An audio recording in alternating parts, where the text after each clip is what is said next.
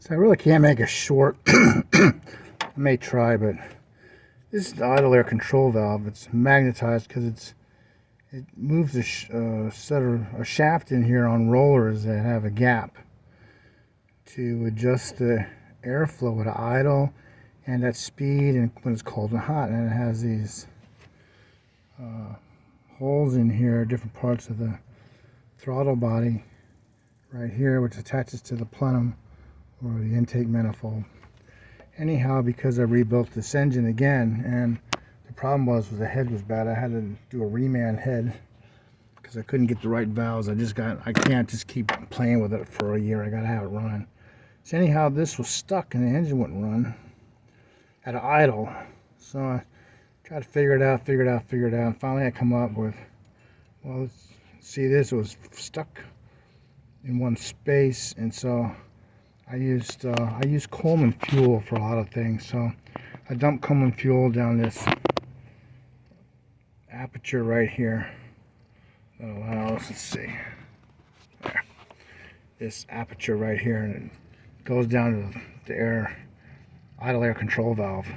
So anyhow, this shaft turns because of a magnet, and it regulates how much air it needs, and it didn't turn, so I had to keep shoving my fuel I used for cleaner down in there until I could get this to turn, because without this turning it won't idle, and it doesn't, it have a high idle or nothing, it doesn't run correctly. So anyhow, obviously this is the 4-cylinder Toyota Camry 5SFE engine, and you can see that's a brand new rebuilt head. Man, it looked nice.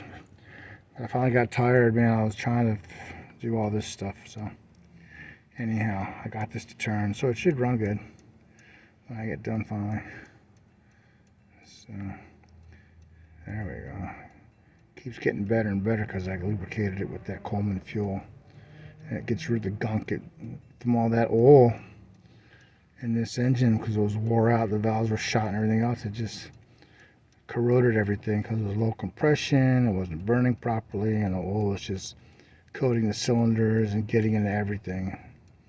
You see one of my videos, I had to take a torch to that intake to get all the crap, burnt up deposits out of there, which works really good. So anyhow, that's it. Just this shaft right here, you just take out 2 screws.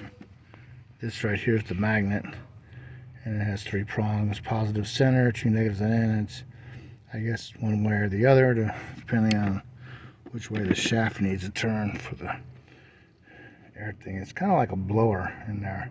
It's got a roller, and it lets the air, so much air in or so much air out, that's all. But it's got to turn, that's the way it functions. So anyhow, that's my video I'm creating. So that's what she looks like. But it's up under here, it's got 2 water lines, one on each side, and it's got the vacuum line that goes to the center of the head for the California heads. And this vacuum is what regulates the airflow for it to properly idle, high idle, or whatever when you're running.